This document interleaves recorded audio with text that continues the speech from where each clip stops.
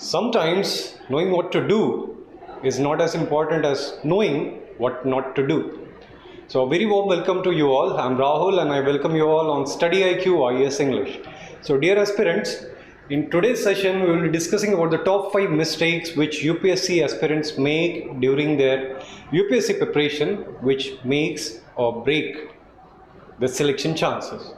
So dear friends, like you all would have attended the earlier section of Ask Me Anything, where you would have noticed that you are free to ask any kind of doubt, any kind of queries, any kind of problems that you're facing. And from our end, we do our best attempt to resolve your queries. So in today's session, it is about the top 5 mistakes, and these top 5 mistakes is something that I have collected after talking to multiple aspirants and also after talking to multiple toppers who have topped this examination, who have aced this examination. So whatever we are going to discuss in today's session is something that we have gathered from experience.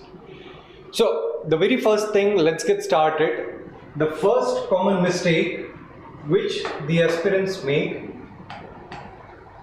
during their preparation is that they start with the preparation without knowing the syllabus itself. So always remember, the syllabus is your religious book that should be near your studying table, that should be near your bed when you are sleeping, when you are just waking up. Just give it a read. I mean, the syllabus should be on your tips. Not knowing the syllabus is the biggest mistake, and I challenge you all, like you can ask this thing among your friend circle, among your group, each and everyone who is preparing. All those people, unfortunately, who have not been able to clear this examination, if you ask them, like, had they learned the syllabus by heart, an honest answer would be no. And this is something which students, not only who start the preparation, but who are in first year, second year, third year into the preparation, they keep on committing the mistake. They never go through the syllabus. So don't do the mistake. Study the syllabus. This is the first and foremost thing. Now, second mistake is that of current affairs. Now, what current affairs? Current affairs becomes a pain point for many of the aspirants. So what they do with the current affairs thing is that they keep on postponing it or they keep on delaying it.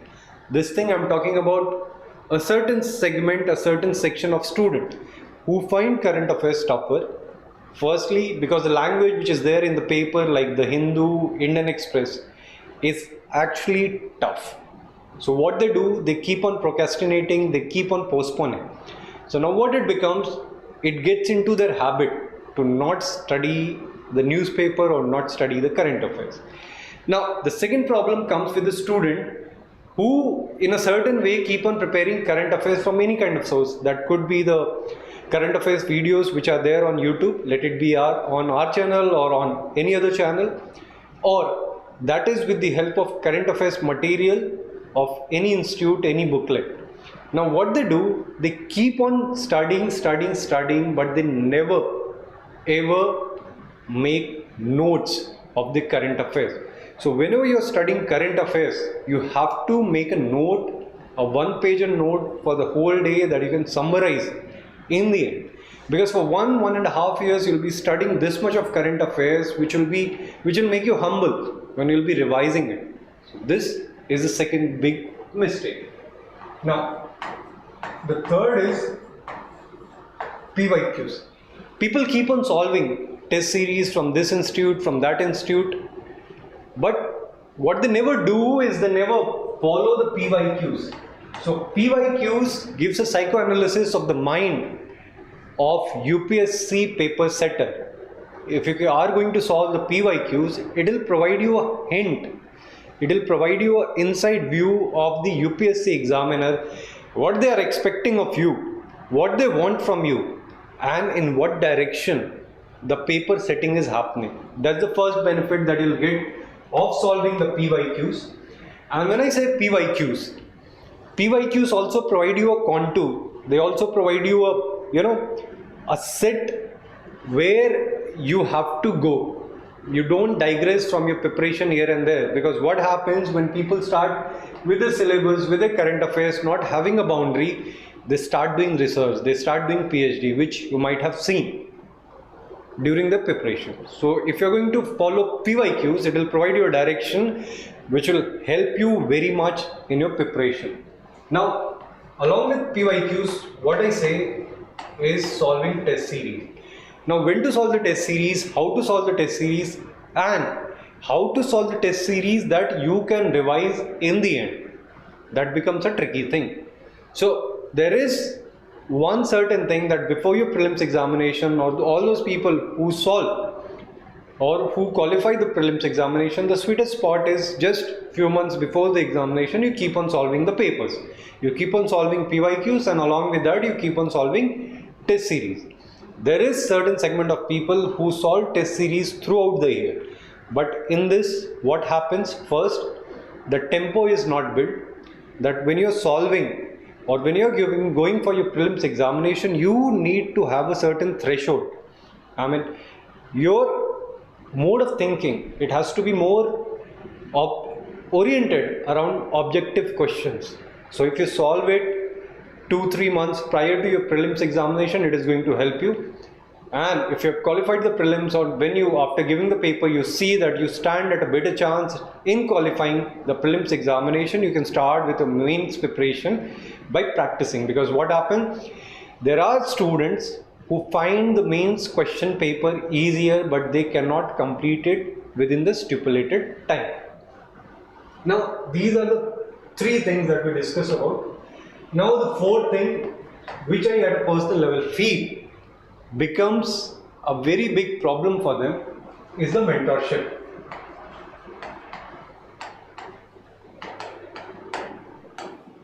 Now guidance is available on internet in multiple forms. Guidance is available on each and every nook and corner, especially those people who are residing in areas like Karol Bagh or ORN.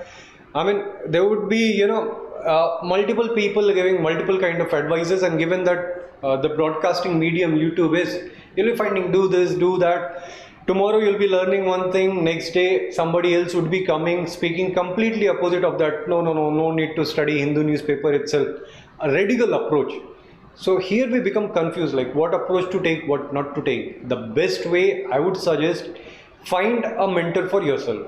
That mentor need not to be from StudyIQ, but somebody who has sat in this examination, who has given this examination with sincerity and seriousness, and the best would be if that person has got a rank in the UPSC examination. And if you can get support and guidance from bureaucrats or people who are already serving into the services, that becomes a very, very helpful thing. So always try to find a mentor for yourself, who is going to guide you, who is going to nudge you, who is going to provide you with the much needed guidance that you are required. Now the 5th common mistake, which I will call supersede each and everything, is the faith. The faith that they are going to qualify this examination. So my dear friends, like always remember, if you think you can, you definitely can. But if there is a doubt within you that you are not going to do it, or you are unable to do it, the chances are on the greater side that you will not be able to do it. A doubt simply means no. So even when starting your preparation, if you have a doubt that you should proceed with the preparation or not, then the answer is clearly no. Likewise, during your preparation, if you're finding a book which is more suitable to certain candidate, but you're finding it tougher for yourself, the answer is that that book is not made for you. You have to find an alternative. Now next thing is, as you start going deeper into the preparation, what you find out that there are certain nitty-gritties which are going to trouble you, which are going to shake your faith, which are going to shake your confidence. This is where you have to have a faith and conviction within yourself that no matter what, if I have decided that I'm going to go for this examination, I'm going to give my best to this examination. So these are the very common 5 mistakes which normally UPSC aspirants make, and which becomes one of the bigger reasons for the selection or rejection during this examination. And lastly thing, a solution to all your queries, like I always say, are our resolution batches for the year 2026, 2027, 2028, where you'll be getting each and everything that we discuss just right now. This will be solving each and every one of your problem. And going beyond that, if you want to check, you can have a look at those batches. The link is provided in the description section. After the video gets over, you'll be also having the link in the comment section. And the last and the biggest blunder, which I have not included in the top 5 mistake, but I want to communicate and talk with each and every one of you, is not giving yourself a limited time. For example, what it means, don't think that you have unlimited time at your disposal, that you have 5 years, 6 years to crack this examination. The lesser time that you're going to provide to yourself, the greater are the chances that you're going to push harder and you will be standing at a greater chance in qualifying this examination. For example, a very basic example I'll be taking, that all of you, that many of you will be having doubt, should you people sit for the 2026 examination or not? But the problem is, and I'm saying this with confidence and conviction, that the same situation you're going to face in 2027 also, where you'll be finding that your preparation is not up to the mark. So my dear friends, whomsoever is listening to me, give yourself a limited time, that I have these 2 years, I have these 3 years, or I have this 1.5 years, and I have to qualify this examination. If you're going to provide yourself this limited time, then believe me, the extra push, the extra work, the extra effort that you have to do, you'll be able to put it. If it will be an open-ended preparation, that way you don't have any limit of time, believe me, you'll be wasting your energy, you'll be wasting your time. So it's best to have something that you have for 3 years, 2 years, 1.5 years, that you give yourself for the preparation, and you qualify the examination and you get into the services and you proceed with the larger aim of your life. That could be anything, that could be serving the society, serving the nation, or having a comfortable life for yourself. So my dear friends, this was all from my side. I just hope that you would have enjoyed and loved the session. If you still have any queries, any doubt that are still left for resolution, you can write them in the comment section. I'll be taking them up and I'll be providing you solution for that. So if you have any questions or any queries, very quickly you can shoot in the comment section. I'll be taking it. Otherwise, after the video ends, put it in the comment box. Next time when I'll come, I'll ensure that all of your queries are taken up. So here we have one question from Akshat Sharma. Akshat Sharma is asking me 6 months prelims possible. Very good question, Akshat Sharma. This is with the context of what we were discussing. Now 6 months is how many days? 180 days. Now can you qualify the prelims in 180 days? Now from my side, I do not know, Akshat, like what is your level of preparation, what is your kind of preparation, but anyone who has done the basic reading of the GS material, the basic reading of current affairs material, I would say 6 months is all that you need to qualify the examination. For this, I'll take a very common example. Like most of you people who are watching me right now, you all would be, I am assuming, undergraduate, or you all would have passed your schoolings. Now if I were to ask you like what you studied in your college last year, just remember what you studied in your college last year, that's just 365 days away. Chances are very high that most of you would not be able to recall anything. That exactly applies all those people who are studying for the UPSC examination. All those things that have been studied prior to these 6 months gets wiped out. No matter in what detail you have studied history, you have studied geography, you have studied polity, due to lack of revision, whatever you have studied, it gets wiped out. So anyone who is having a good plan for revision, anybody who is having a good strategy in how he is going to divide his 180 days, I can write it on a paper that that person stands at a better chance in qualifying this examination than anybody who is just studying for the past 2 years, for the past 3 years. These 6 months are all that are going to matter. Why so? Let's say somebody is doing a constant study, like somebody is doing a constant study from these here, slowly he's studying. This is 0, this is, let's say, 3 years. Now somebody comes, he starts his preparation, let's say 2025, let me take October, November itself. What is going to matter is not the duration of preparation, but rather how you are going to accelerate in these 6 months. Anybody who is going to get that acceleration, that speed of learning, and this flow comes, like you would be seeing things like he is just in a tremendous flow, like watching cricket matches. You'd be hearing on commentary, he is just in a marvelous flow, he's in good flow, he's having a great momentum. So this is all that is going to matter, these 6 months. How religiously, how sincerely, anybody who is able to give these 6 months in an accelerating mode, you have to push yourself harder and harder during these 6 months with a proper plan of revision, that whatever you have studied 6 months or whatever you have studied a year ago, anybody who is having a better plan, he stands at a better chance in qualifying in these 6 months than a person who is just studying. And believe me, this thing I'm telling from my experiences, all those toppers that I've seen, they come, they enter into the system, and these many months, 6 to 9 months is all that matters in which they qualify. And especially if I have to talk about the prelims, they give themselves around 3 to 4 months. Even in many cases I've seen giving lesser than 3 months. They qualify the prelims, they qualify the whole examination itself.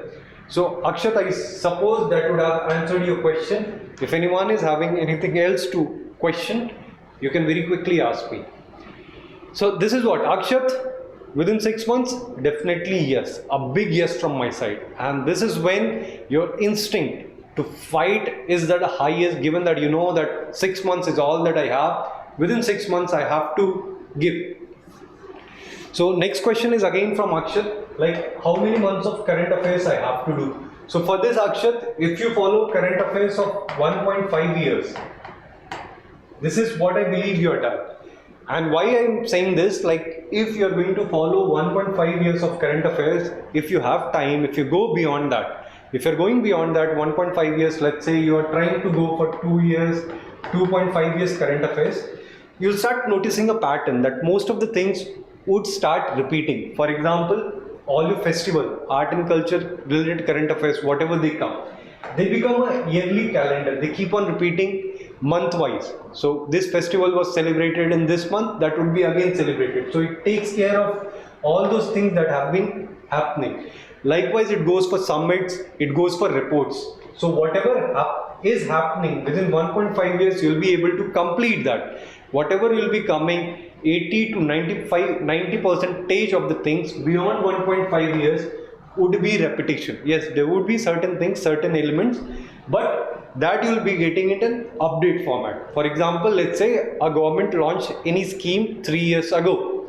So that scheme keep on getting certain updations that you will be studying within 1.5 years. So you need not to study, or you need not to worry about the current affairs which is about 2.5 years ago. In updates you will be studying that, and if you are going to cover current affairs for 1.5 years, whatever rest of the things that you are going to study, that will be nothing but repetition of almost like 80 to 90% of the current affairs which you would have already studied. So Akshat, I suppose that would have answered your question.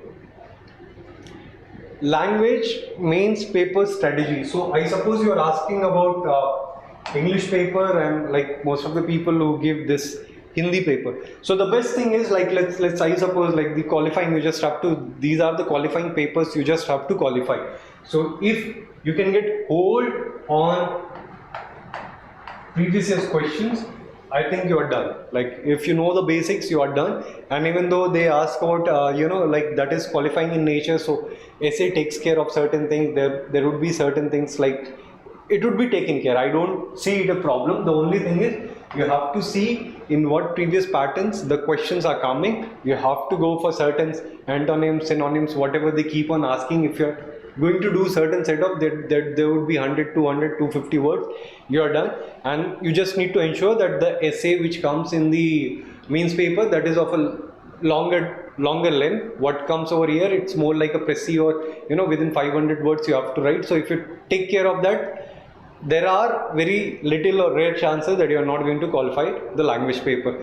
So who was that? Akash, I suppose that would have answered your question.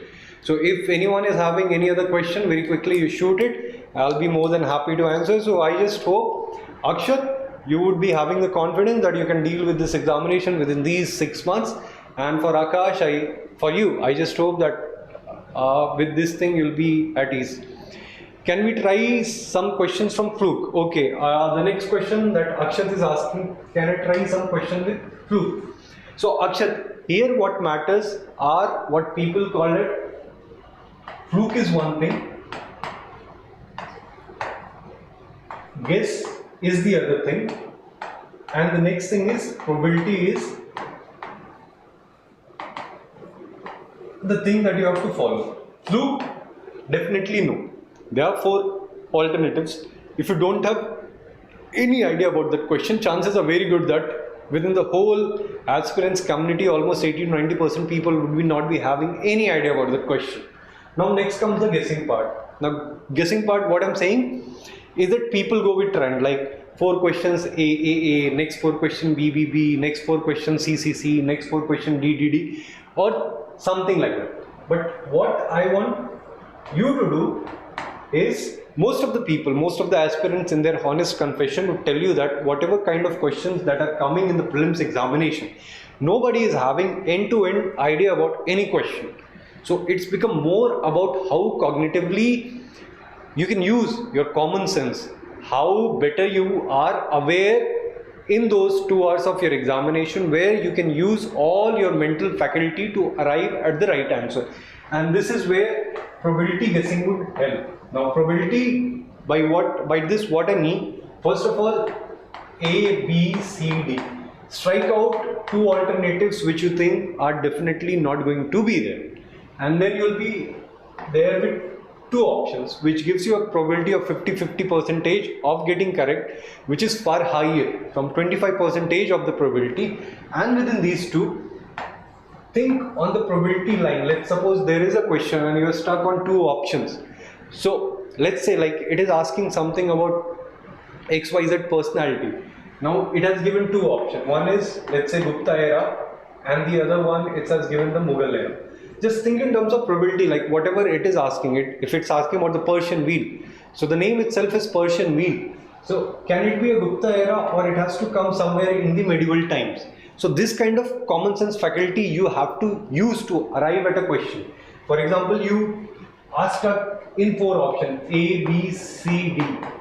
So there is a certain word which you think like relates more towards the South India. By etymology, you guess that it's something more South Indian word. So if it's asking about region, from which region it belongs, so you know that, let's say it's given Nagpur, let's say it's given Kanpur, let's say the third location given is Chennai, and the third is Hyderabad. So you know that if it's a South Indian, etymology is suggesting that certain thing that they have asked is belong to South India, you can directly remove these 2 things. Not always it will be correct, but it's far better than going for a fluke, or far better than going for a guess.